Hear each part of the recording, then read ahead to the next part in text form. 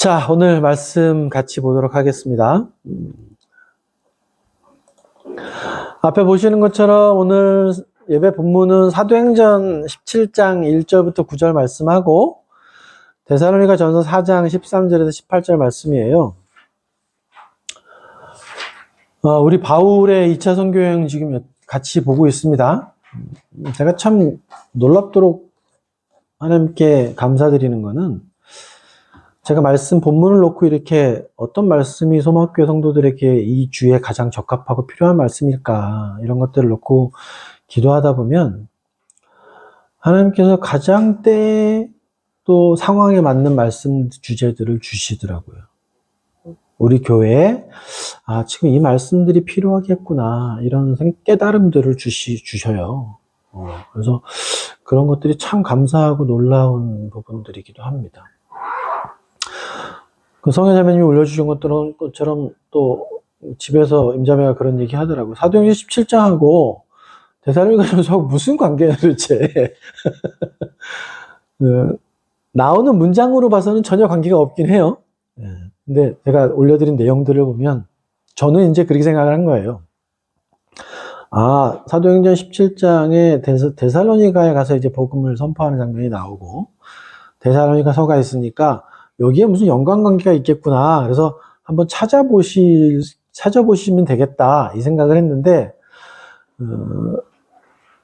이제 질문이 올라와서 제가 설명을 드린 거예요. 데살로니가서를 쓰게 된 이유들을 보면, 이제 오늘 말씀 주제와 연결이 되거든요. 데살로니가 지방에서 특히 관심을 갖는 내용들이 몇 가지 있었어요, 성도들이. 그 중에서 이제 예수님의 재림과 관련된 질문들을 바울에게 또 하게 되거든요. 그거에 대한 답변으로 특히 바울의 서신서, 다른 서신서, 베드로 전서에도 약간씩은 나오지만 주님, 우리의 휴거와 재림과 관련된 명확한 구절들이 나오는 데가 유일해요. 데살로니가서가.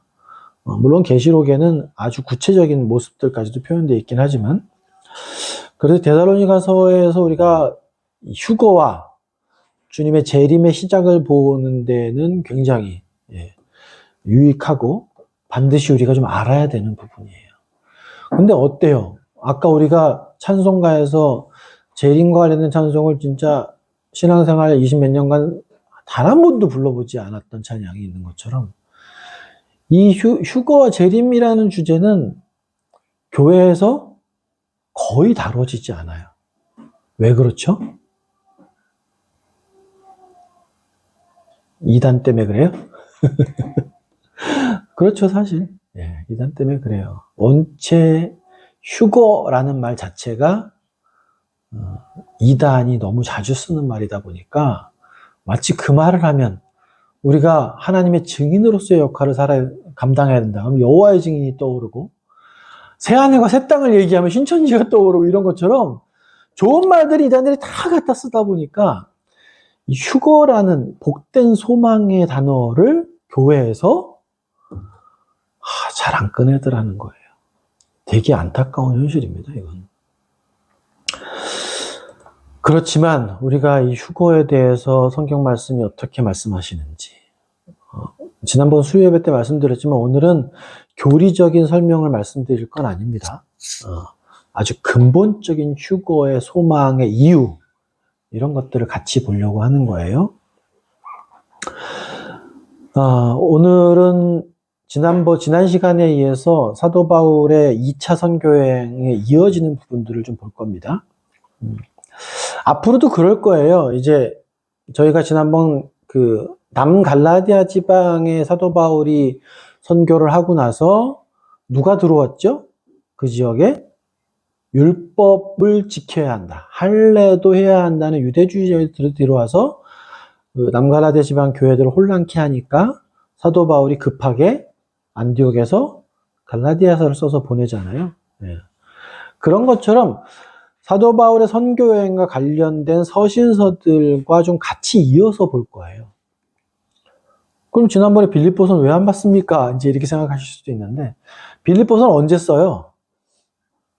2차 선교여행 끝나고 3차 여행 끝나고 잡혀서 로마까지 가서 로마 감옥에서 쓴단 말이에요. 그러니까 한참 후에 쓰는 내용이라 선교 여행에 직접적으로 관련된 내용이 많지가 않아요. 빌립보 지방에 쓰긴 하지만 빌립보서 같은 경우는 나중에 볼 겁니다. 그래서 그때그때 필요한 관련된 서신서들을 다 볼 수는 없고요. 오늘처럼 데살로니가 서에서 정말 이 시기에 우리 성도들에게 필요한 말씀들이 무엇일까? 이걸 하나님께 기도하면서 적합한 말씀들이 있으면 그것 위주로 한두 번 또는 뭐 두세 번. 아마 고린도 가서는 다음 시간엔 아마 베레아, 아덴, 고린도 이렇게 사도 바울이 가게 되거든요. 고린도에 가서는 1년 반 정도를 머무르는데 고린도 전후서를 이제 나중에 쓰게 되는데 그때는 뭐 지금 임자매님이 고린도 전서를 하고 있으니까 아주 디테일하게 여러 번 보지는 않을 것 같긴 한데 그래도 좀 내용 중에서 그 시기에 우리 교회에 필요한 말씀들은 하나님께서 마음을 주시면 정해서 한번 같이 보도록 하겠습니다. 자, 우리 지난번에 이제 여기 보시면 2차 선교여행 시작하고 나서 바울이 이제 안디옥에서 다소를 갈 때 뭐가 있다고 그랬었죠? 큰 산맥이 하나 있어서 길르기아 관문이라고 불리는 이제 산을 넘어가는 통로가 있었어요. 그래서 어디로 가요? 안디옥에서 다소, 바울의 고향인 다소로 가죠. 거기서 그 다음에 더베, 루스드라, 이고니온, 비시디아, 안디옥, 이게 사도 바울의 1차 선교여행 행선지였었잖아요. 이제 그걸 통과해서 가서 안디옥에서 지난 시간에 봤던 것처럼 어디로 갈라 그랬습니까? 아시아. 세바스테가도라는 로마가 닦은 길을 통해서 어디로? 골로새, 에베소로 가려고 했었어요. 근데 성령께서 막으시죠? 그래서 북쪽으로 가려고 합니다. 북쪽 어디? 비두니아 지역으로 가려고 했는데 그것도 막으세요? 그래서 어디로 가요?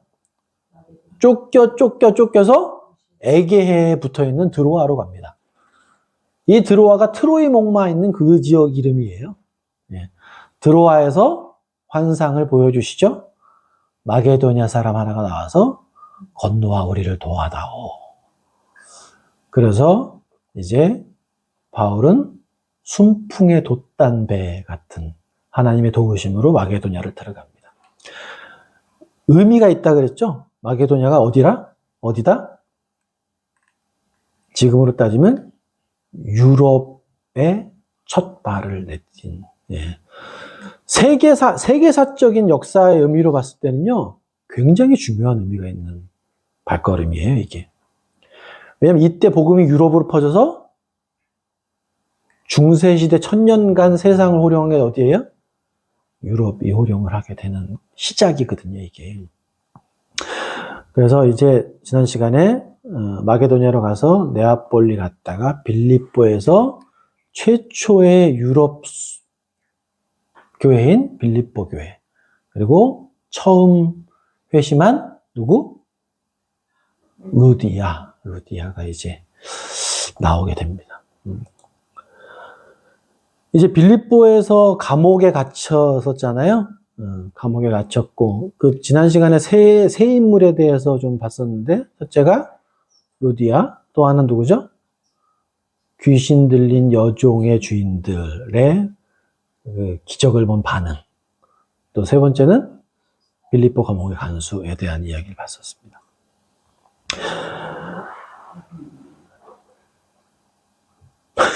뭐라고요? 왜 혼잣말을 하십니까? 마게도냐 북쪽이 지금은 헝가리 그쪽이죠. 그리스입니다. 그리스. 아니 마게도냐. 마게도냐? 아가야. 헝가리 아래쪽까지 포함되는 것 같아요. 보니까. 네. 네. 지금으로 친다고? 유럽의 발걸음을 내디딘 거지 얘기하시고 싶으려는 거죠? 네. 자, 그 데살로니가에 대해서 간단하게만 좀 알아보고 갈게요. 데살로니가는 지난번에 제가 이 비두니아 쪽에서 어디로 가는 길 보여드렸었어요? 로마로 가는 길 보여드렸었죠? 여기 오늘 지도는 표시를 안 해놨는데 그 길 이름이 아그나티아 가도라는 길이었는데 가장 메인 도로, 아시아에서 로마로 가는 가장 메인 도로상에 있는 중요 도시가 빌립보 데살로니가예요. 그러니까 마게도니아의 수도가 데살로니가였다고 전해집니다. 그렇다 보니까 군사적으로나 상업용으로도 굉장히 중요한 도시였다 그래요. 빌립보에는 회당이 있었어요, 없었어요? 이상하게 빌립보는 유대인들이 안 살았는데 얼마 떨어진 건 아니죠. 꽤 그래도 떨어져 있어요. 한 150km 정도 떨어져 있으니까. 데살로니가에서는 유대인들이 굉장히 많이 살았던 것 같아요. 오늘 본문에도 보면 바로 회당으로 가잖아요. 그리고 더군다나 2차 세계대전 때 이 데살로니가에서 나치가 데살로니가 지역에서만 유대인을 6만 명을 죽였대요. 그 뭘 의미합니까? 이 지역에 유대인이 예전부터 굉장히 많이 살던 지역이다. 그걸 또 볼 수 있습니다. 근데 이 데살로니가는 나중에 이제 세계사를 보면 굉장히 좀 관심이 갈 만한 부분들도 있는데, 요거는 이제 이게 이제 헬라 제국이에요. 그 다니엘의 신상에 보면 금은 바빌론, 그 밑에가 뭐였어요? 은으로 되어 있는 제국. 뭐예요? 헬라 제국이잖아요. 예. 그 다음은 메데 페르시아죠. 은으로 된 게 메데 페르시아고, 셋째 노스로 된 제국, 그게 이제 헬라 제국이란 말이에요. 예. 알렉산더가 만든 이 마게도냐가 알렉산더의 고향이라고 전해지긴 하더라고요. 예. 근데 뭐 이 부분은 제가 오늘 그 시간상 좀 생략을 좀 하고 넘어가야 될 것 같습니다. 나중에 요게 이제 그 헬라 제국이 갈라진 4개로 갈라졌는데, 이게 다니엘서 8장에 나오는 4개의 풀에 대한 예언이 현실로 이루어진 거거든요. 근데 나중에 이 데살로니가 지역이 동로마 서로마로 나눠져 가지고 이제 로마 제국이 한참 팽창할 당시에 데살로니가가 로마 제국의 편을 들어요. 싸움할 때. 그때 그래서 데살로니가는 로마의 특혜를 받는 도시가 됐다고 해요. 그렇다 보니까 이 데살로니가는 특이하게도 로마 황제로부터 병역의 면제를 받은 도시였다고 합니다. 사람들을 군대로 끌고 가지 않는, 그리고 더군다나 세금도 완전하게 면제되는 자유도시의 특혜를 받았던 도시였다라고 전해집니다. 되게 편했겠죠. 그러니까 로마 시대에 살면서도 로마 군인이 주둔하지 않았던 도시, 그리고 다 로마 시민권이 부여된 도시였다 보니까 아마 로마 황제에 대한 충성심이 굉장히 셌던 지역이었다, 이렇게 봐요. 그러니까 로마 군사들이 없다 보니까 이 도시 통치를 어떻게 했느냐, 오늘 본문에도 보면 특이한 직책이 나오죠. 누가 나와요? 누구한테 끌고 가요? 읍장이라는 직책이 나오죠. 읍장. 근데 이게 어디에도 없는 기록이라 그래요. 이게 원어상으로는 폴리타르케스 이렇게 표현하는데, 사실 이 단어 때문에 성경이 실제 역사적 사실이냐에 대한 의문이 좀 있었대요, 초창기에. 근데 나중에 이 데살로니가 지역에 발굴을 하다 보니까 거기 서문들, 비석들이 많이 발굴됐는데, 거기에 이 직책, 읍장은 좀 이상해. 무슨 읍사무소 직원도 아니고 면장 막 이런 것 같아서 별로 힘이 없는 것 같잖아요. 근데 행정관입니다. 이 지역이 자유도시다 보니까 그 사람들이 투표로 그 도시를 다스리는 5명 정도의 행정관을 직접 선출했다 그래요. 그러니까 이 행정관들이 입법, 사법, 행정의 권한을 같이 갖고 있던 거예요. 그러니까 굉장한 권한을 갖고 있던 사람들인데, 그 사람들이 도시를 이제 관리했었다, 이렇게 전해집니다. 이제 바울이 후에 이제 데살로니가를 지나서 보게 되면 나중에 아까 보여드렸던 것처럼, 이거 뭐야, 어디로 가? 이제 베레아로 갔다가 아덴, 고린도 이렇게 가게 되거든요. 아마 이 데살로니가서는 고린도에서 쓴 것이 아닌가, 이렇게 대부분 다 추정을 합니다. 그러니까 어때요? 데살로니가에서 밤에 쫓겨나와가지고 얼마 지나지 않아서 데살로니가서를 써서 보낸 거예요. 그러니까 굉장히 그 인터벌이 짧다 보니까 그 당시 바울이 데살로니가에서 어떤 행적을 보이고 어떤 일을 했는지는 뭘 보면 정확히 알 수 있다? 데살로니가서를 보면 알 수 있다. 이렇게 전해집니다.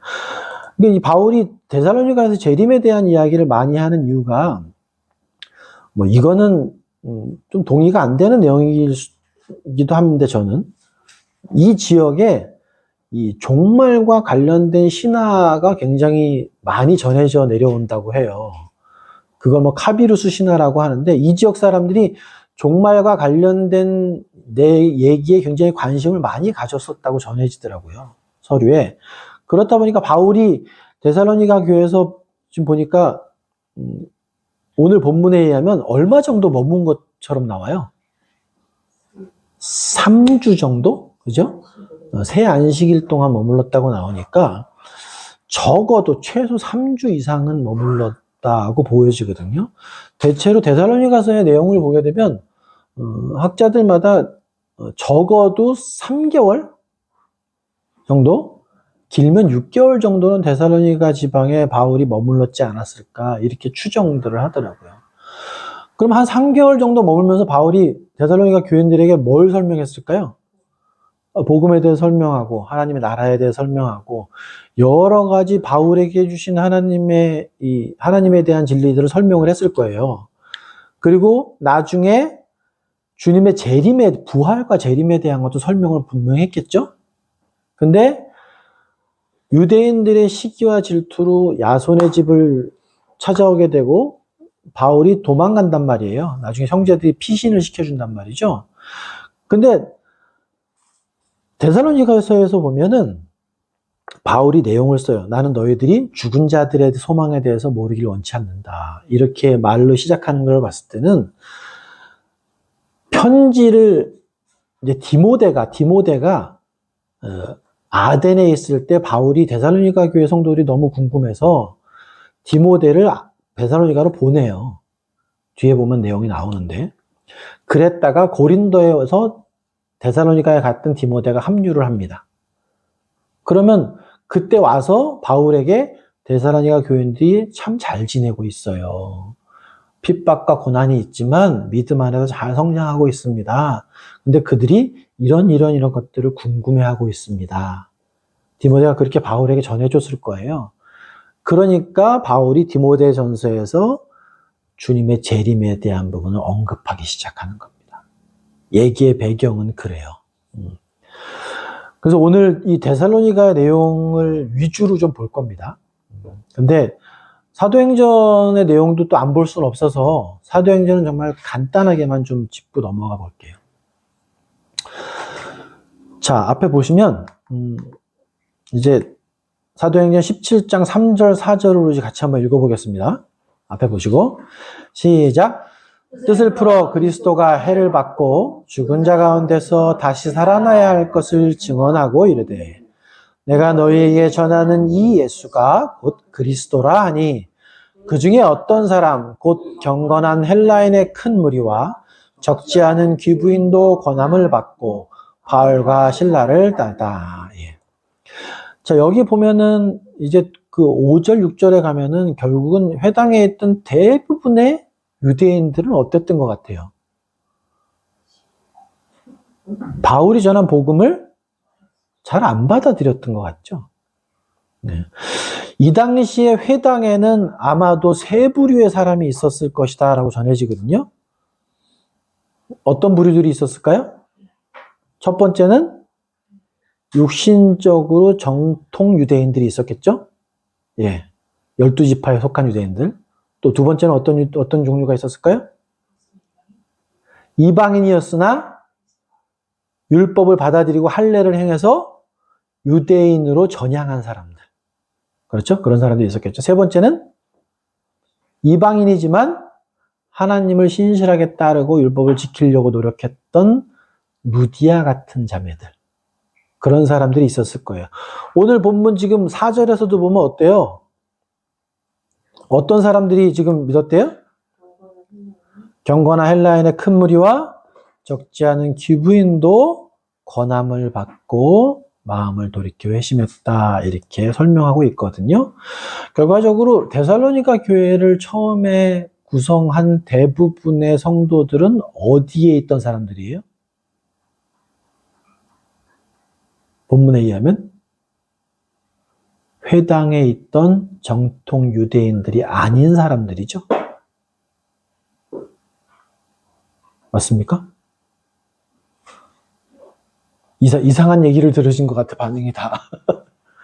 앞에 한번 보세요. 3, 4절 보면 회당에 들어가서 그리스도가 해를 받고 죽은 자 가운데서 다시 살아날 것을 증언하고 이르되 그분이 바로 그리스도라 말하니까 그 중의, 그렇죠? 회당에서 전한 말씀을 들은 자들 중에 이 표현이 있는 거예요. 예. 근데 중요한 거는 제가 오늘 이 사도행전 17장에서 여러분들과 잠깐 보기를 원하는 거는 사도 바울이 이 데살로니가 회당에서 전한 복음의 내용이에요. 봐도 바울은 어떤 걸 전하고 있죠, 지금? 뜻을 풀어. 여기 지금 17장 3절, 4절에서 제가 여러분하고 볼 중요한 단어가 두 가지가 있는데, 하나는 3절에 있는 뜻을 풀어라는 단어고요. 3절에 또 증언하고 이르되 이 말이거든요. 요 뜻만 자세하게 보시면 바울이 회당에서 어떻게 말씀을 전했는지 그래도 대충은 알 수 있게 돼요. 여러분, 뜻을 풀었다는 얘기는 무슨 얘기인가요? 뜻을 풀었다. 회당에 있던 사람들은 대부분 뭘 보던 사람들이에요? 구약 성경을 보던 사람들이죠. 구약 성경의 메시아에 대한 예언들이 굉장히 많이 나오잖아요. 그러니까 그 메시아에 대한 예언들이 어떤 것인지를 자세하게 풀어서 열어줬다 이런 뜻인 거예요. 구약의 메시아에 대한 예언들을 성경에서 흔히 어떻게 말하냐면 희미하게 닫혀있다, 희미하게 볼 수 있다, 닫혀있다 이렇게 주로 이야기하는데 바울은 예수님께서 행하신 모든 것들을 다 자세히 알고 있었잖아요.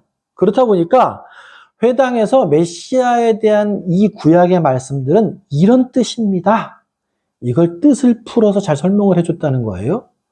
그리고 더 중요한 거는 여기 보시면 여기 한번 보세요. 표가 글씨 제대로 보이시나요? 보이세요? 우리가 보통 사도행전을 제가 말씀을 드리면서 예수님의 증인으로서의 역할을 감당해야 된다. 우리 복음의 증언을 감당하며 살아야 된다. 이렇게 말씀드릴 때 쓰는 말은 지금 보시는 오른쪽에 있는 말이에요. 이 말은 뭔가요? 내가 겪은 사실을 재판장 앞에서 증언한다라는 의미거든요. 여기 보시면 뭐예요? 이 마르티온이라는 게 증거 또는 증인에 대한 이야기거든요, 이거는. 근데 오늘 본문 17장 3절에 증언한다라는 말은 다른 단어가 쓰여 있어요. 한번 보시겠어요? 어떤 의미인 것 같으세요? 자, 바울이 구약에 있는 메시아에 대한 이야기는 이런 뜻이에요. 그래서 뜻을 잘 풀어 설명을 하고 그 옆에다가 실제 얼마 전에, 몇 년 전에 십자가에서 죽으신 그분이 그 메시아였어요. 증거가 이렇습니다. 그래서 뜻을 푸른 건 옆에 자세하게 내용을 보여준 거예요. 나란하게. 그 말입니다. 이해되세요? 바울은 회당에서 이 메시아를 어떻게 증거했다라는 의미예요. 그 얘기는. 구약에 나와 있는 하나님께서 장차 보내주실 메시아는 이런 분이십니다. 이런 일을 하실 거예요. 근데 몇 년 전에 예루살렘에서 십자가에 못 박혀 죽으신 그분이 바로 그 메시아였습니다. 그걸 나란히 놓고 설명을 해줬다는 의미예요. 그걸 증언했다라고 표현하는 거거든요. 여러분, 이게 왜 중요한 의미를 가질까요? 아까 성혜자매님이 자신이 연극을 보고 했던 친구한테 복음을 증거할 때 이렇게 설명했다라는 것도 결국은 뭐예요? 네가 생각했던 그 하나님은 이런 분이신 거야 라고 뜻을 풀어 설명을 해준 거죠. 그렇죠? 근데 유대인들은 어땠어요? 유대인들은 구약에 나와 있는 하나님의 말씀에 메시아를 굉장히 소망하고 기다렸어요. 근데 아직도 지금 2000년대도 마찬가지지만 유대인들은 누가 아직도 메시아가 안 왔다고 생각하죠? 그럼 유대인들에게 메시아를 설명하려면 어떻게 해야 됩니까? 2000년 전에 죽으신 그분이 이런 일들을 해놓으셔서 너희가 알고 있는 메시아가 바로 그분이 맞아. 이렇게 해서 대조해서 설명을 해줘야 되죠. 그래야 그분이 메시아라는 걸 알 거 아닙니까? 바울은 회당에서 그렇게 증언했다라는 의미예요. 근데 제가 이 본문을 보면서 여러분께 나누고 싶었던 내용은 그 내용입니다. 하나님을 전혀 모르는 사람들에게 바울이 이 데살로니가 회당에서 말한 것처럼 그렇게 복음을 증거하면 과연 그들이 이해할까요? 전혀 이해 못하겠죠. 전혀 이해 못할 거예요. 왜? 구약의 메시아가 누군지 하나님이 누군지도 전혀 모르는 사람들에게 아무리 뜻을 잘 풀어 설명해 준다고 그걸 이해하겠습니까? 모른단 말이에요. 그래서 우리가 복음을 증거할 때 대상과 시기에 따라서 복음을 어떻게 증거해야 되는지 너무도 중요한 겁니다. 예전에 예전교회에서 뭐 이름을 대면 다 아실 만한 분이지만 그분이 이제 60살이 넘어서 교회에 처음 나오신 형제님이었는데 그분하고 이렇게 교제를 하다 보니까 그분이 그런 얘기를 하시는 거예요. 나는 교회에서 쓰는 말 자체가 하나도 귀에 들어오지 않는다. 무슨 말이냐면 뭐 하여 주시옵소서, 뭐 하여 주소서 이런 말이 너무 이렇게 닭살스럽다는 거예요.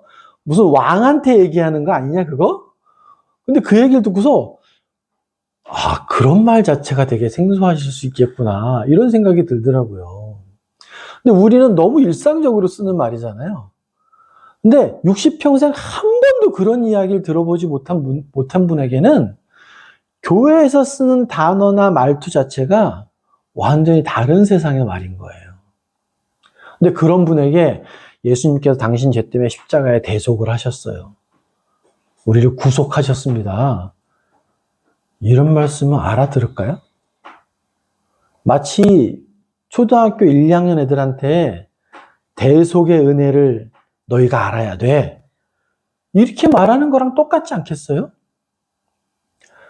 그렇기 때문에 요즘에는 정말 제가 복음을 증거해야 되는 대상에 대한 고민을 할 때 첫 번째 우리가 정말 참된 복음을 증거해야 될 대상이 누군가를 생각해 보면 교회에는 다니되 복음의 놀라운 은혜를 제대로 체험하지 못하는 사람들,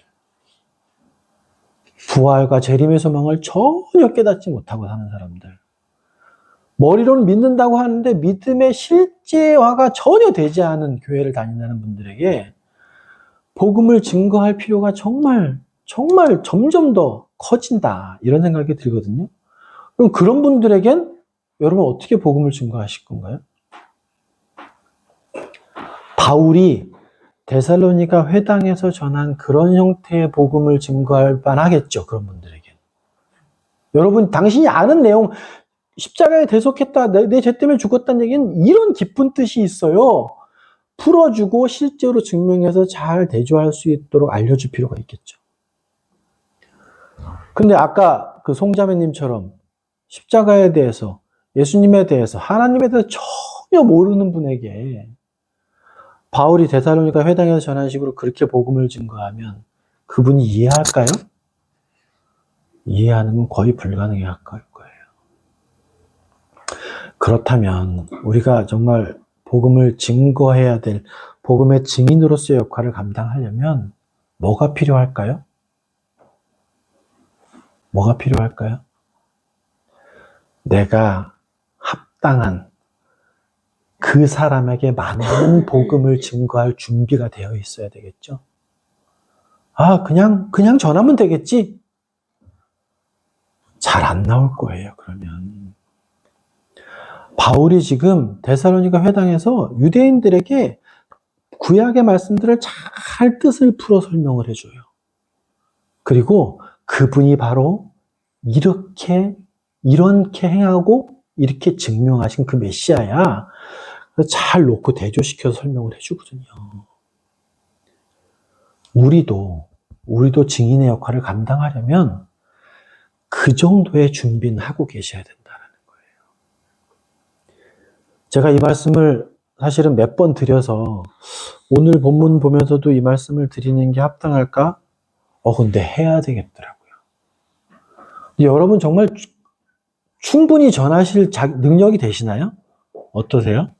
하나님을 전혀 모르는 사람에게 내가 복음을 증거할 기회가 있을 때 나는 어떻게 내가 경험했고 정말 성경상의 교리상 진리인 하나님에 대해서 설명하고 예수님에 대해서 설명할 수 있다. 그 생각 드세요, 혹시? 아니면 20년 동안 신앙생활 열심히 한다고 했지만 전혀 신앙에 참된 기쁨을 느끼지 못하고 부활의 소망도 없는 친구를 만났을 때 그 친구에게 내가 정말 어떻게 복음을 증거해야 되겠다라는 생각을 혹시 가지고 계세요? 저 자신도 그렇게 준비 별로 안 돼 있기도 하거니와. 그렇다면 정말 어떻게 복음의 증인의 역할을 제대로 감당할 수 있겠습니까? 바울처럼. 오늘 사도행전을 통해서 저는 그 말씀을 같이 드리고 싶어요. 바울은 데살로니가 회당에서 그렇게 복음을 증거하거든요. 여러분 이 말씀을 꼭 잊지 마십시오. 나는 복음을 과연 증인으로 증거할 만한 지금 자세, 준비가 되어 있나? 이거를 꼭 마음속에 한번 생각을 해보세요. 바울은 이제 아까 말씀드린 것처럼 여기 뒤에 보시면 이제 바울이 17장 5절부터 7절까지에 보면 이제 아까 이 데살로니가 지역은 어떻다 그랬어요? 황제에 대한 충성심이 다른 지역보다 더 컸던 지역이고 특히 누가 더 많았다? 유대인이 많았다 보니까 바울이 빌립보에서 당하는 핍박의 크기와 데살로니가에서 당하는 핍박의 크기가 어떨까요? 데살로니가가 훨씬 더 컸겠죠. 예. 그렇게 될 거예요. 여기서 지금 데살로니가에서 말씀을 전하던 바울이 빌립보에서는 루디아의 집에 거했어요. 그죠?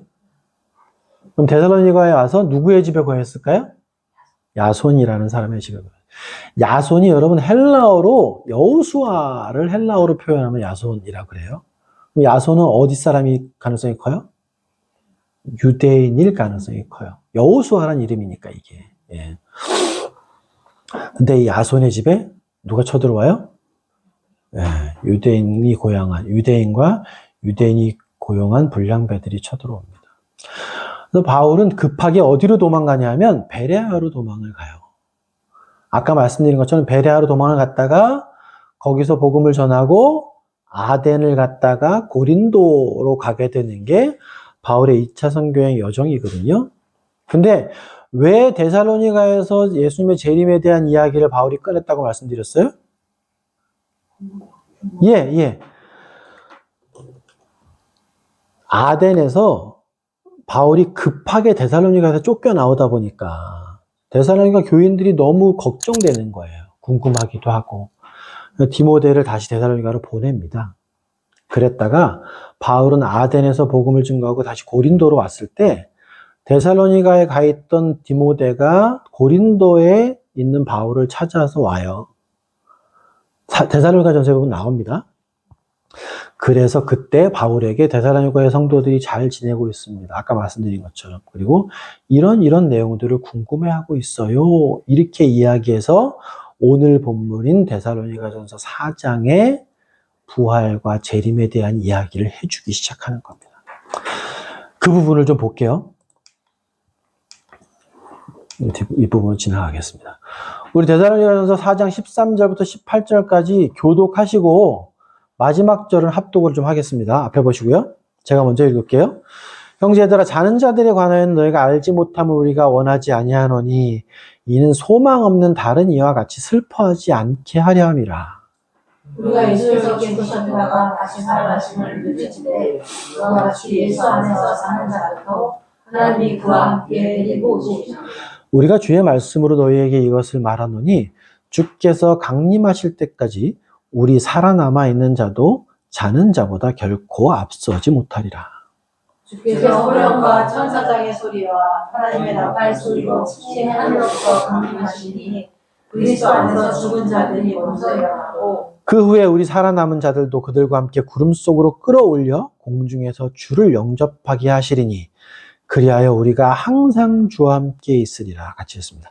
그러므로 이러한 말로 서로 위로하라. 예, 아멘.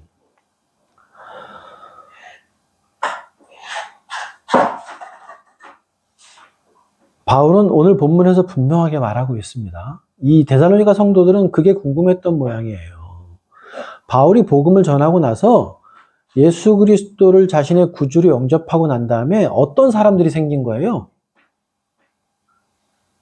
죽은 사람들이 생긴 거예요. 그 사이에. 그러니까 이 사람들은 바울이 재림과 부활에 대한 것을 명확하게 전해주지 않고 베레아로 쫓겨가다 보니까 아니 그러면 구원받고 죽은 사람들은 어떻게 된 거지? 너무 궁금한 거예요. 배운 것이 없다 보니까. 바울에게 물어봤겠죠? 그럼 구원받고 죽은 사람들은 그럼 부활할 때 어떻게 된다는 얘기입니까? 그들은 부활할 수 있어요? 이런 것들을 질문하다 보니까 오늘 바울이 13절의 말로 시작하는 거죠. 너무 슬퍼하지 말아라. 주 안에서 죽은 자들 또한 그때 살아남아 있는 나와 같이 우리와 같이 먼저 부활하게 될 거야. 이런 말로 시작을 하고 있는 거예요. 재림의 순간이죠, 이게. 여러분, 이 데살로니가서 4장 13절, 18절에 말씀하는 이 바울이 휴거에 대해서 말씀하시는 거거든요. 휴거는 구체적으로 어디에 있는 단어를 따서, 성경에는 안 나오죠, 휴거라는 말은.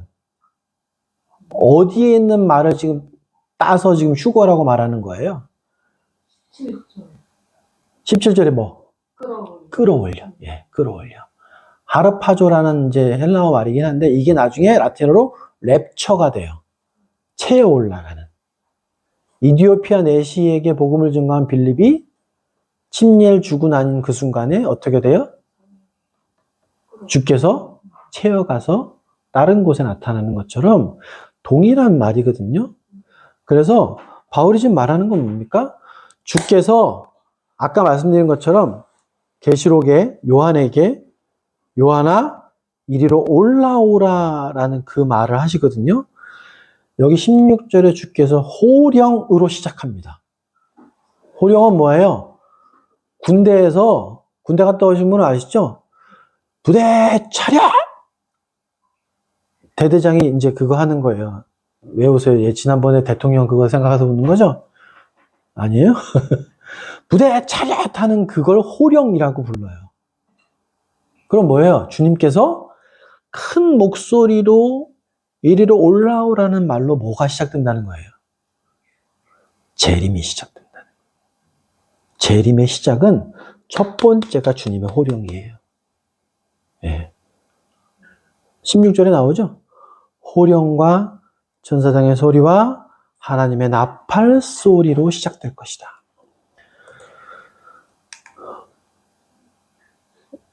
우리 계시록 4장 1절 같이 한번 읽겠습니다. 시작. 이 일 후에 내가 보니 하늘에 열린 문이 있는데 내가 들은 바 처음에 내게 말하던 나팔 소리 같은 큰 음성이 이르되 이리로 올라오라. 이후에 마땅히 일어날 일들을 내가 내게 보이리라 하시더라. 사도 바울이 데살로니가전 4장 17절에 말하는 주께서 호령과 시작되는 주님의 재림의 시작이 정확하게 이걸 말하는지 명확하진 않아요. 근데 계시록 4장에 요한에게 주님께서 이렇게 말씀으로 요한을 랩처 하시거든요. 동일한 상황으로 볼 수도 있는 거예요. 그래서 주님께서 호령을 이 말씀으로 재림을 시작하시지 않겠나요? 여러분, 재림의 시작은 뭘로 시작되느냐? 주 안에 있는 죽은 자들이 먼저 어떻게 돼요? 일어나는 걸로 시작합니다. 그리고 그 다음에 이어서 뭐가 일어나요? 주께서 호령하시던 그 순간에 살아있는 자들. 이 데살로니가전 4장의 내용을 보면 바울은 주님의 재림이 언제 있을 거라고 생각했던 것 같으세요? 여기서 바울이 뭐라 그래요? 15절에 우리 살아남아 있는 자도 15절에 그러니까 바울은 살아남은 자들의 휴거가 언제 있을 거라고 기대했던 거예요. 자신이 살아있는 동안에 주님이 오셨으면 좋겠네. 근데 이거는 바울이 하나님께 계시를 받아서 확증적으로 말하는 게 아니에요. 요 바로 뒷장 5장에 가면 무슨 얘기가 나와요? 그러나 때와 시기는 누구도 알지 못한다라고 바로 이어서 말하기 때문에 바울은 단지 소망을 지금 이야기하고 있다. 이렇게 볼 수 있는 겁니다. 죽은 자들이 먼저 일어나고 그 다음에 어떻게 돼요? 그 당시 주님의 호령으로 시작된 재림의 시작 그 순간에 살아남아 있던 자들도 죽어 있던 자들과 같이 동시에 그죠? 이 본문에 의하면 그런 말이죠. 죽어 있는 자들이 먼저 일어나긴 하지만 일어나서 뭘 입는다고요? 여기는 안 나오나요? 새로운 육체를 입죠. 새로운 육체를 입어요. 누구와 같은? 부활하신 예수님과 같은 몸을 입을 거라고 성경이 말씀하시고 있잖아요. 그럼 그 순간에 죽어있던 자들이 일어나면서 새로운 육체를 입게 되고 그 재림에 시작되는 그 순간에 살아있던 자들도 완전히 새로운 육체를 입고서 채어 올라가서 죽은 자들과 살아있는 자들이 같이 누굴 만난다? 공중에 재림하시는 그분을 만날 것이다. 여러분, 재림의 시작이 뭐 나팔 소리로 시작을 하는지 아니면 천사장의 음성으로 시작하는지 제가 말씀드린 것처럼 주님께서 요한에게 말씀하신 것처럼 이리로 올라오라 라는 그 호령으로 시작하는지 그것이 무엇이었든지 간에 우리를 부르시는 그때는 99.9% 온다? 아니죠. 100% 반드시 올 겁니다. 100% 반드시 올 거예요. 여러분 데살로니가전서 1장 2절 4절 요건 좀 넘어갈게요. 이 부분은. 고린도전서 15장 나중에 바울이 데살로니가서 먼저 쓰고 나서 고린도에 갔다가 3차 여행을 하기 전에 고린도에 편지를 쓰는데 고린도서 15장 51절부터 54절에 보면 데살로니가전서에서 한 말과 완전하게 동일한 말을 해요. 보라 내가 너에게 비밀을 말하노니 우리가 다 잠잘 것이 아니에요. 잠자는 건 누구예요? 데살로니가전서에 말하면 의하면 죽은 자들을 말하는 거죠. 마지막 나팔의 순식간에 호령이 다 변화되리라. 나팔 소리가 나며 죽은 자들이 썩지 아니할 것으로 다시 살아나고 우리도 변화되리라. 데살로니가전서 말씀하고 같아요? 같습니까? 동일하죠? 이 썩을 건 뭐예요? 썩을 것이. 이 썩을 것, 그 얘기 아니에요? 자신의 썩어질 몸. 이 썩어질 몸.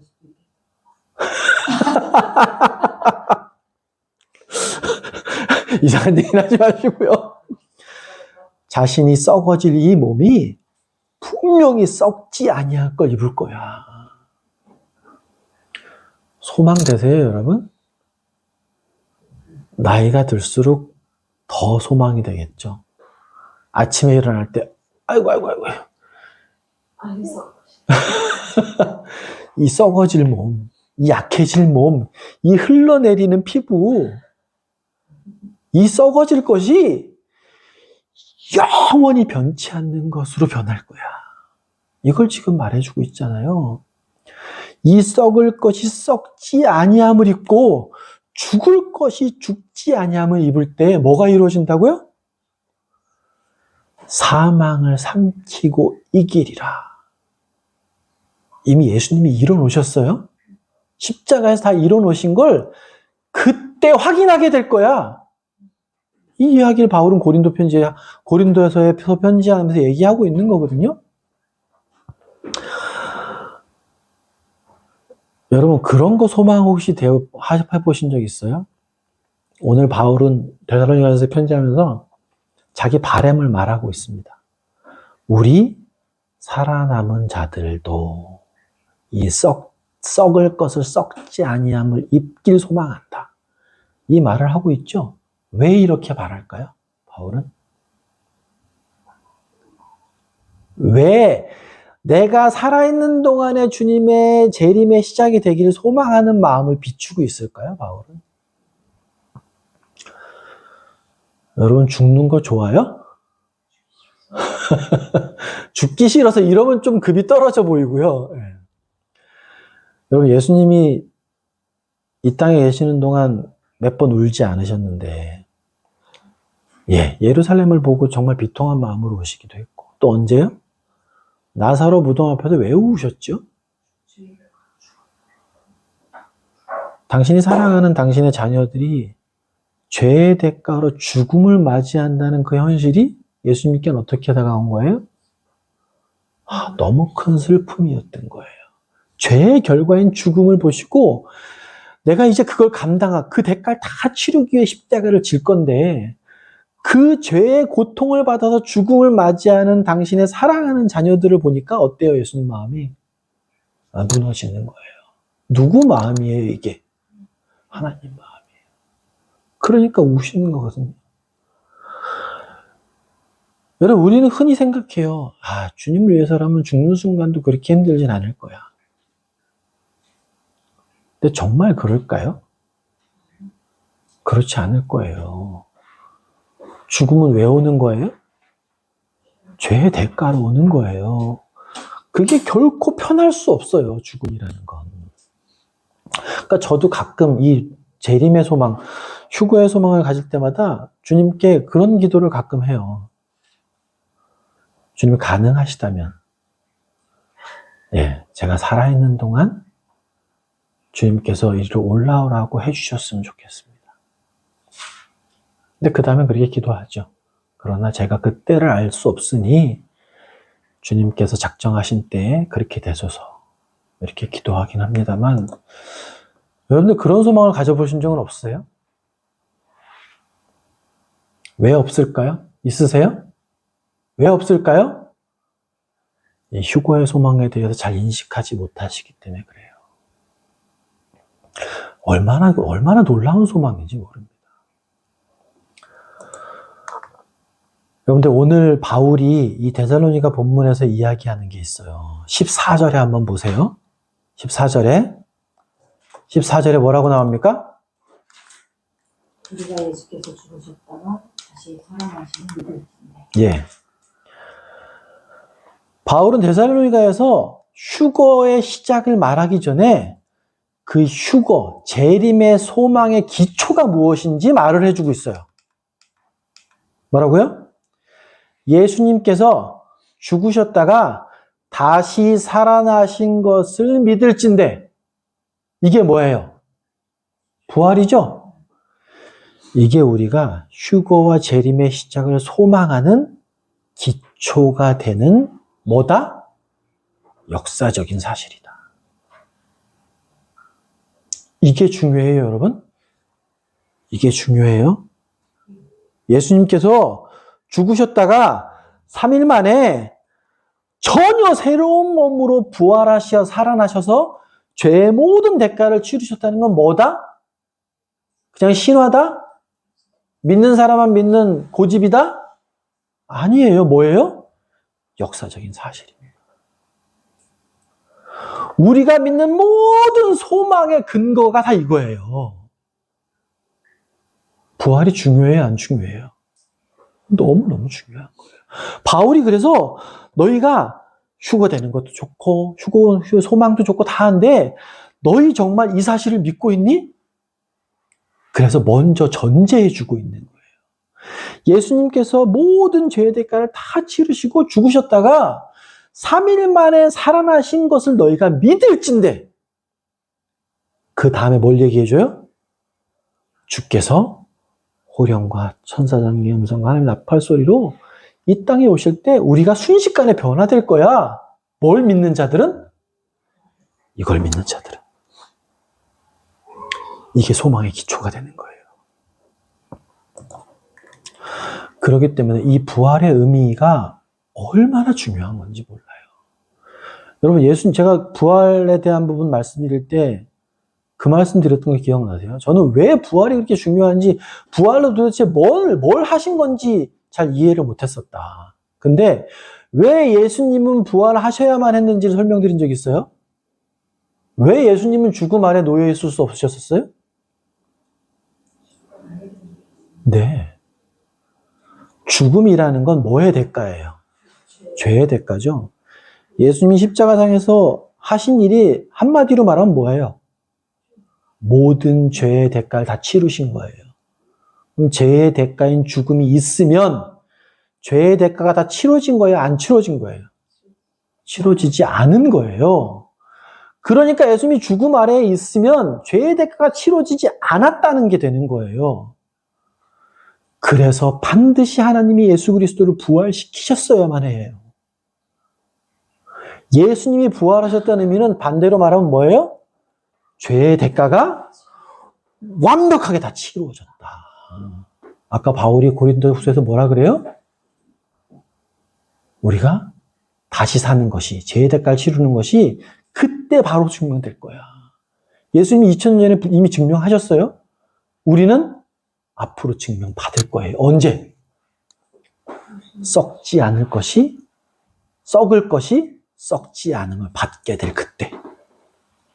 언제? 휴거의 순간에. 휴거의 순간. 여러분, 아까 제가 이 부활, 이 소망의 기초가 예수님께서 죽으셨다 다시 살아나심을 믿는 거라고, 이 부활을 믿는 거라고, 역사적 사실이라고 말씀드렸어요. 세상에는요, 여러분, 가장 강력한 구속력을 갖고 있는 게 있어요. 그게 뭐냐면, 국가 간의 조약이에요. 국가 간의 조약은 심지어 100년이 지나서도 영국 영이었던 홍콩이 어떻게 돼요? 중국으로 반환이 될 정도로 강력한 구속력을 가져요. 근데 그 국가 간의 조약도 시간이 지나면 변하기도 하고 없어지기도 해요. 하물며 한 나라에 있는 법률이나 뭐 이런 건 말할 필요도 없죠. 사람이 만들어 놓은 가장 강력한 약속이라고 해도 시간이 지나고 상황이 지나면 바뀝니다. 근데 주님이 하신 이 소망의 기초인 부활의 약속은 바뀔까요? 안 바뀔까요? 절대로 바뀌지 않습니다.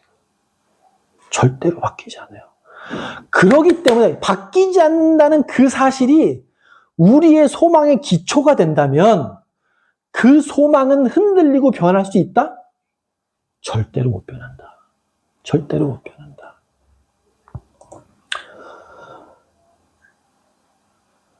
여러분, 마지막 본론으로 좀 들어갈게요. 정말 여러분하고 오늘 나누고 싶은 건 이겁니다. 여러분, 주님께서 이리로 올라오라 하신 그 순간에 여러분 육체는 정말 놀랍도록 변할 거예요. 휴거된 예수님과 동일한 몸으로 바뀔 겁니다. 근데 그 휴거의 그 순간, 재림의 그 시작을 정말 소망하시나요? 주님께서 오늘 데살로니가전서 뚱딴지 않게 데살로니가 사도행전에 있는 데살로니가 교회는 전혀 나오지 않은, 그러나 데살로니가서에서 바울이 얘기한 부활과 휴거와 재림의 순간을 여러분께 말씀을 전하라고 하신 이유가 있을 거예요. 여러분, 이 재림의 부활의 순간, 휴거의 순간을 소망하세요? 소망하며 사세요?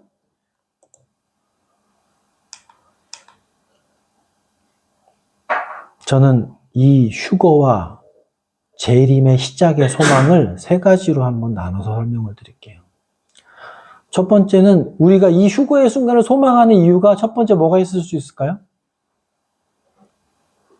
첫 번째는 뭐예요? 나 자신에게 일어난 어떤 변화들이 있을까요? 죄의 대가가 완전히 치러지고 예수님과 같은 그런 놀라운 몸으로 변화되죠. 그거 소망하세요? 여러분? 그거 소망하세요? 우리가 받게 될 예수님과 같은 그 놀라운 변화된 몸은 영원토록 쇠하지 않는 거죠. 영원토록 무너지지 않아요.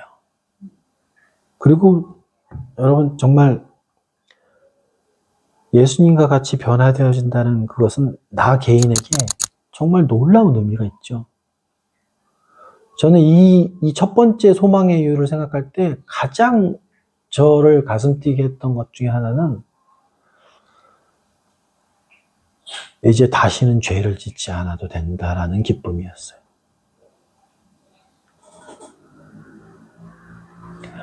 살다 보면 마음을 상할 때들이 참 많아요. 너무 내 자신에 연약해서. 바울이 로마서 8에서 얘기한 것처럼 나는 그렇게 살고 싶지 않은데 죄가 나를 질질질 끌고 가는 걸 내가 바라보게 돼요. 그럴 때 바울이 뭐라고요? 내가 정말 공고하구나. 사실 그 마음을 느낄 때들이 굉장히 많단 말이에요. 근데 이 휴고가 왜 소망이 되어지느냐? 그때가 되면 그런 일이 없어질 거라는 거예요.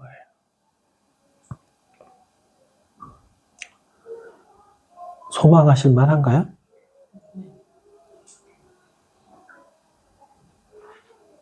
몇 번 말씀드렸지만 우리 학생부 애들한테 이 소망을 얘기할 땐 이런 이야기보다도 제가 어떤 이야기를 할까요?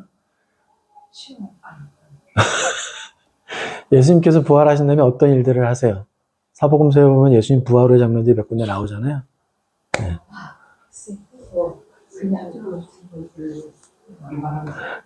근데 예수님도 먹긴 하셨어요. 부활한 몸도 먹긴 먹어야 되는 것 같아요. 그것이 원하는 곳 어디든 가시죠. 우리도 동일한 몸을 입게 될 거예요. 근데 여러분 그런 것들을 소망하는 건 좀 저급해 보여요? 어떤 벽이든 통과하는 몸을 갖는 걸 소망하는 거예요? 네. 소문에서 그래가지고 그게 무슨 소망이 있어 왜? 뭔가 신기한 너무 기대되지 않으세요, 그런 거? 안 돼요? 기차 형제님도 그런 거 기대 안 되세요? 판타지 쪽으로 가는 것 같지. 아니, 실제잖아요. 근데 그게 주변적으로 그렇죠. 그건 나타나는 그냥 그런 거 부스러기 중에 하나지. 저는 되게 소망되거든요. 되게 소망돼요. 예전에도 그 얘기 하셨어. 예전에. 근데 저만 그런지 형제들은 대체로 그런지 잘 모르겠는데 하여튼 아까 제가 정말 죄를 안 짓게 된다는 거 그거 예전에 엄청 많이 생각했던 것 같아서 그러니까 죄 때문에 막 힘들고 이게 야 정말 죄를 안 지을 수 있다라는 게 그거 생각하면 엄청 많이 소망이 됐어요. 여러분 반드시 좀 묵상해 보십시오. 내가 주님께서 누구야 올라오라 그 음성을 듣고 내가 변화되어졌을 때 나에게 과연 어떠한 변화들이 있을 것인가? 얼마나 사랑이 샘솟을까요? 얼마나 기쁠까요? 영원히 쇠하지 않는 영원히 사랑이 샘솟아요. 이거 소망 안 되면 너무 이상한 거 아니에요? 근데 여러분 이거를 제가 오늘 나 개인에게 이루어지는 것은 많이 나눌 시간이 없어요. 두 번째, 세 번째가 더 중요하기 때문에 그래요. 두 번째 뭐예요? 네. 이거 소망 되세요? 여러분 이거 소망 돼요? 나를 사랑하사 나를 위하여 당신 자신을 버리신 그분을 내 육체 안에서 눈과 눈으로 만날 거예요. 어디서? 순식간에 채워 올라가서 공중에서. 이게 소망이 안 되면 뭘 소망하며 사실 거예요?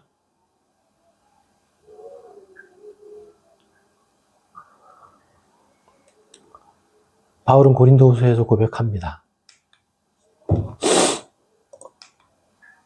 그러므로 우리가 항상 담대하여 몸으로 있을 때에는 주와 따로 있는 줄을 아노니 이는 우리가 믿음으로 행하고 보는 것으로 행하지 아니함이로다. 우리가 담대하여 원하는 바는 차라리 몸을 떠나 주와 함께 있는 그것이라. 정말 바라는 거죠. 바울은 정말 이 땅에서도 정말 주님과 함께 동행하면서도 올라온 것들을 행했어요. 근데 그런 바울은 이 땅에서 능력을 행하고 주님의 임재를 체험하고 놀라운 일들을 행하는 그거 다 필요 없고 난 뭐 하고 싶다? 주님과 함께 있고 싶다고. 왜? 그분이 나를 얼마나 사랑하시는지 아니까. 나도 그분을 얼마나 사랑하는지 아니까. 그분과 함께 있고 싶다고. 근데 그게 언제 이루어진다고요? 주님이 부르실 때. 도대체 이게 소망이 안 되면 뭘 소망하며 살 겁니까? 여러분, 이거 소망되는 사람이 다른 사람이 나한테 잘못하면 그거 용서 못 할까요? 어떻게 용서가 안 돼요? 여러분, 예전에 우리나라 말에 그런 말이 있어요. 곡간에서 인심이 난다. 그런 말 들어보셨어요? 무슨 얘기예요, 그거? 무슨 얘기인지 모르세요? 네?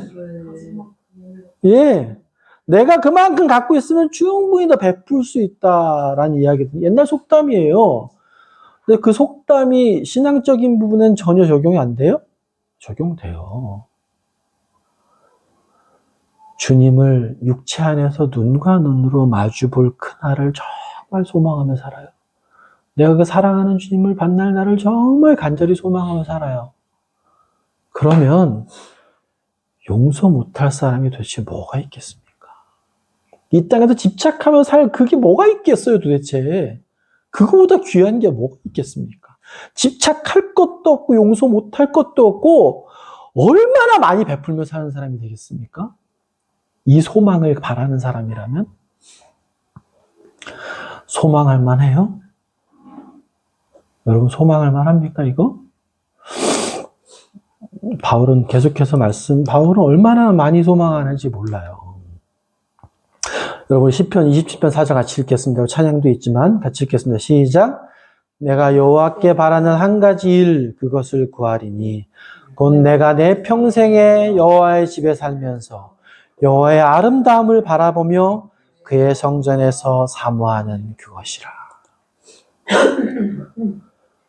정말 소망되십니까? 여러분 이거에 대한 묵상이 제대로 안 되면 지루하지 않을까? 이 생각이 들어요. 학생부 애들한테 너희 이거 정말 소망되지 않니? 그러면 하나도 소망이 안 돼요. 이렇게 얘기해요. 그 사랑하는 분과 함께 있는 것이 정말 내가 주님의 십자가의 은혜와 그분께서 나를 위해 해주신 일을 묵상하고 깨닫고 깨달아질수록 더 소망하게 돼요. 근데 여러분 그게 안 되면 주님하고 있는 것이 과연 정말 그렇게 좋을까? 이런 생각이 들게 되는 겁니다. 근데 여러분 제가 아까 이 부활의 이 휴거의 소망에 대해서 이렇게 묵상을 하고 주님께 기도하면서 지금 교회 성도들하고 정말 마땅히 선포해야 될 이 휴거의 소망이 뭐가 있을까요? 이렇게 기도할 때 사실은 제일 많이 소망됐던 건 두 번째 지금 말씀드린 거예요. 내가 육체 안에서 그분을 내 눈으로 직접. 예수님도 뭐 입고 계세요? 예수님 나와 동일한 육체를 입고 계세요. 성부 하나님은 그렇지 않으시단 말이에요. 육체 안에서 내가 그분을 같이 얼굴 앞에 얼굴을 대고 말할 거예요. 그 순간이 올 거예요. 얼마나 사모가 되고 소망이 되는지 몰라요. 그것이 가장 소망이 됐고 두 번째는 아까 말씀드린 첫 번째 이유 있죠? 나에게 어떤 변화들이 있을지, 놀라운 변화들이, 얼마나 많은 변화들이 있을지 생각하면 할수록 계속 뿌리를 치는 거예요. 너무 소망되더라고요. 근데 제가 주님께 기도하면서 우리 소망교회 지체들이 이 휴거의 소망을 가져야 될 정말 중요한 내용은 뭡니까? 이렇게 기도할 때 세 번째로 주신 게 저는 이 부활의 소망의 가장 중요한 소망이라고 생각해요. 근데 정말 안타깝게도 저 자신에게는 그렇게 큰 소망의 이유가 되진 않더라는 거예요. 뭘까요?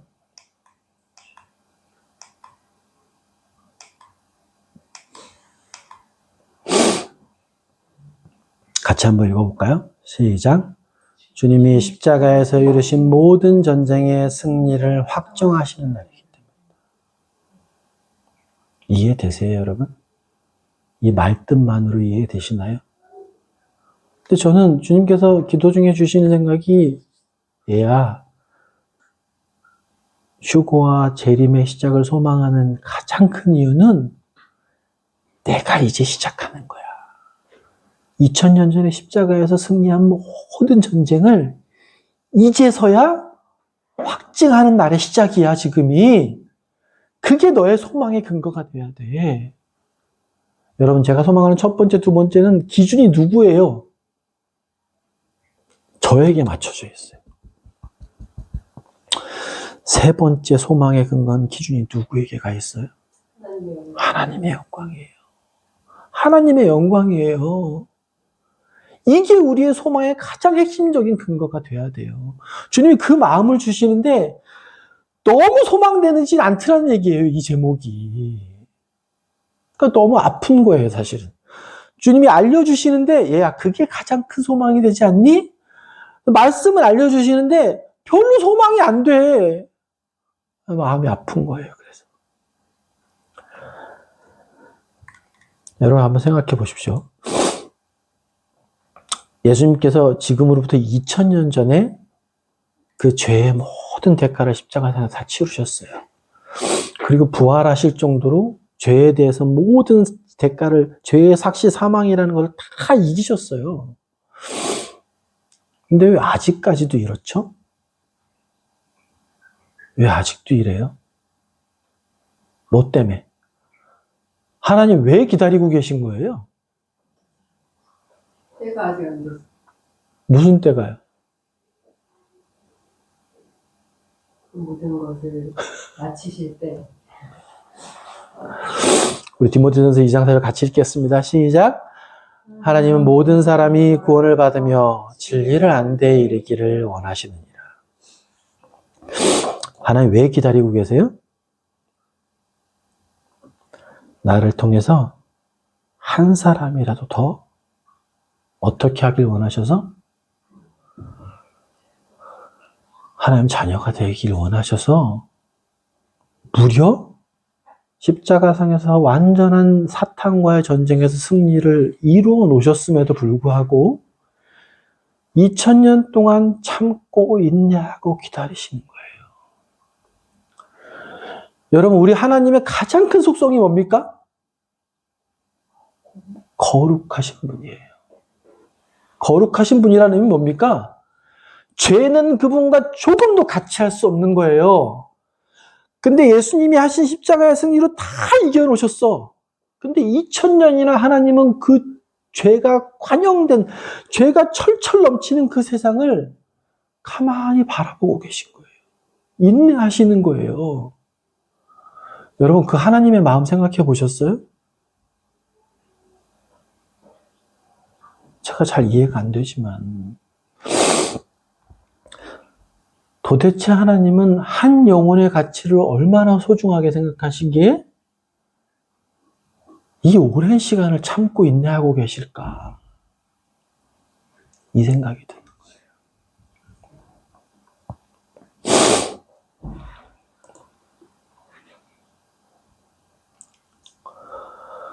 한번 생각해 보셔야 돼요, 여러분. 하나님께서 태초에 여러분, 전쟁이라는 건요, 전쟁을 이기고 나면 그 전쟁에 이겼다라는 건 뭘로 증명하는 거예요? 예.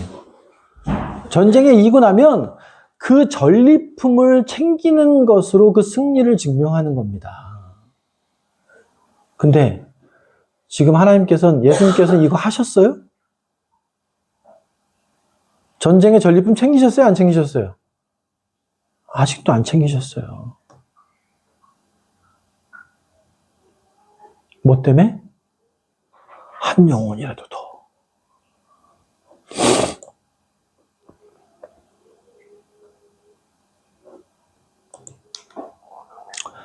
창세기 3장 15절에 처음에 주님께서 그렇게 예언하셨어요.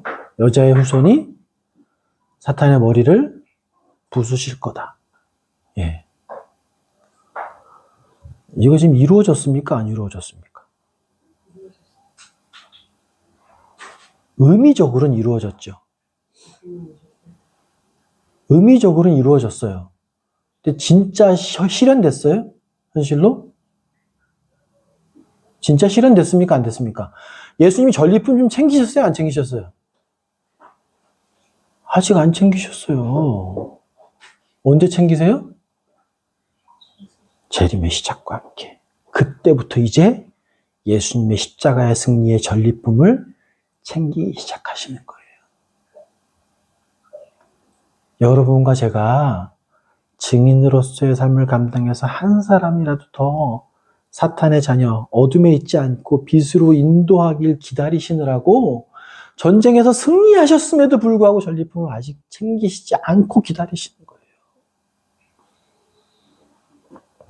근데 주님께서 호령과 천사의 음성과 하나님의 나팔 소리가 시작되는 그 순간은 뭘 의미한다고요? 이제 하나님이 6,000년 동안 계획해 놓으신 인류 구속사의 그 장엄한 순간에 마지막이 시작된다라는 의미인 거예요. 완성된다 이렇게 의미할 것 같은데. 완성이 시작되는 거예요, 이제. 소망할 만해요? 소망할 만해요? 이게 제가 소망이 안 되니까 여러분께 정말 소망이 될 만큼 설명을 못 드리는 거예요. 이게 정말 안타까운 거죠. 하나님의 이름이 높아지고 예수님이 전쟁에서 승리하신 모든 것들을 이제 이루소서. 주님, 그게 너무 기쁩니다. 이제 하나님의 이름이 영광을 받으셔야 될 때가 왔어요. 이 땅에 2000년 동안 그 죄가 넓어지도록 하나님을 모욕하고 하나님을 잊지도 않다고 얘기하던 그 사람들, 사탄을 쫓아서 어둠으로 들어가던 그 사람들 다 심판하십시오, 주님. 이제 주님의 이름을 이 땅에 왕으로서 통치하시기 바랍니다. 철장으로 부수시기 바래요. 그 소망의 시작이거든요. 휴거가. 어떻게 소망이 안 됩니까, 이게? 가장 큰 소망이 돼야 될 내용이에요, 이게.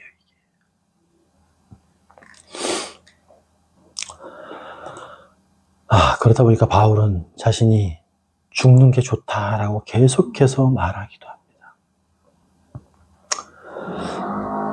오늘 말씀을 정리하겠습니다.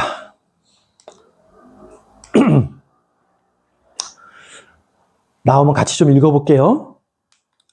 시작. 재림의 시작, 휴거의 참된 소망을 가슴속에 지니고 살아야 한다. 동의하십니까? 오늘 정말 묵상해 보셔야 돼요. 이 주제 묵상해 보셔야 돼요.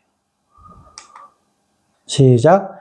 이리로 올라오라는 주님의 호령은 반드시 이루어질 것이다. 정말 이루어질 거라고 확신하세요? 정말 이루어질 거라고 확신하세요? 근데 우리 실제 삶의 모습은 이루어질 거란 확신으로 사는 것 같지가 않아요. 너무 작은 것에 매여 살아요. 이걸 소망하면, 이걸 소망하는 만큼 이 땅에서 삶의 질의 모습은 완전히 달라지는 겁니다. 빌립보 감옥에 있는 바울과 실라가 죽도록 맞고 깜깜한 감옥에서 착고에 차여져서 찬양할 수 있는 거예요. 이 소망이 있으면. 야, 어떻게 그럴 수 있지? 아니요. 이 소망이 정말 사모되고 매일 묵상이 되고 간절한 사람은 그 상황에서도 찬양할 수 있어요. 주님을 기쁘시게 하는 거예요. 지구를 흔드는 경배를 올릴 수 있는 거예요. 이 소망이 있어야. 같이 했습니다. 시작. 우리는 그날 사랑하는 주님을 얼굴과 얼굴로 대하여 만날 것이다.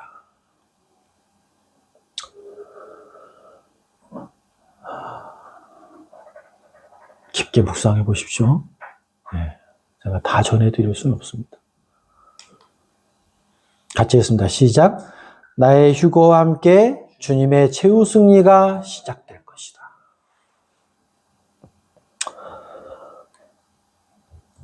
시간이 벌써 꽤 많이 지났습니다.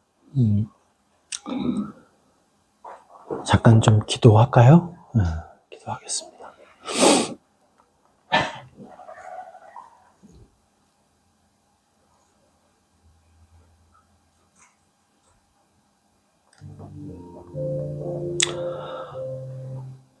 이 시간 정말 기도하기를 소망합니다. 주님께서 이리로 올라오라는 호령이 분명히 있을 겁니다. 안 이루어질 수도 있다고요? 아니요. 주님의 약속, 이 소망의 기초는 예수님이 십자가에서 하신 일이 기초이기 때문에 절대로 변치 않는 겁니다. 내가 휴거되는 그 순간 얼마나 복되고 기쁜 순간일까요?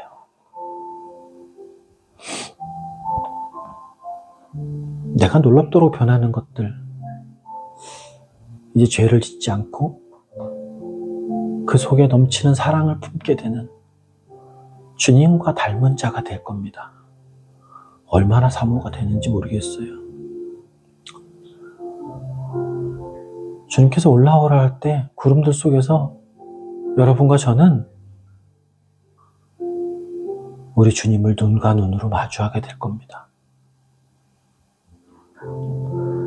나를 사랑하사 나를 위하여 자기 자신을 온전히 십자가에 내주신 나를 사랑하는 그분을 내 눈동자로 맞이하게 될 겁니다. 이 순간이 사모되지 않는다면 우린 뭘 소망하며 살 거죠?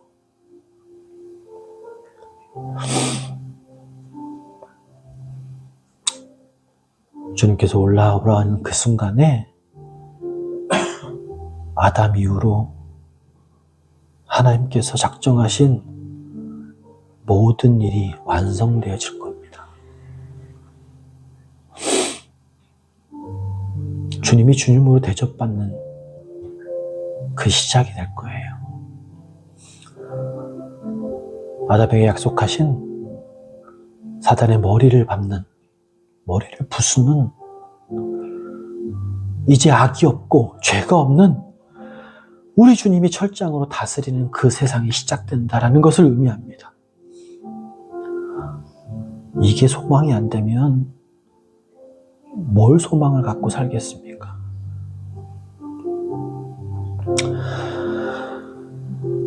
이 시간 정말 주님 앞에 감사할 게 얼마나 많은지 모르겠어요. 나 같은 자가 이런 소망을 갖게 된다는 게 어떻게 가능할까요? 정말 놀라운 소망입니다. 이 시간 주님 앞에 간구하시면서 한번 아뢰고 기도했으면 좋겠습니다.